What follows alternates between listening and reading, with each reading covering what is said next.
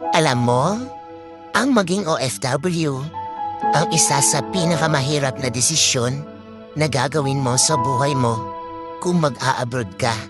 Dahil kailangan mong mangibang bansa para sa pamilya mo. Sobrang mahirap mawalay sa pamilya kung alam niyo lang.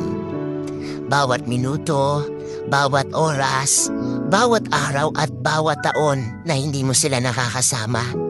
Lahat yan ay titiisin para lang mabigyan sila ng buhay na masagana. Kahit ang kapalit nito ay ilang taon na pagkakawalay sa kanila. Mahirap talagang maging OFW dahil lahat ng okasyon sa buhay mo, habang nasa ibang bansa ka, ay hindi mo sila makakasama. Nariyan ang graduation day, ang Pasko, bagong taon, at marami pang iba. Mag-isa mo itong haharapin. Oo, mag-isa, homesick.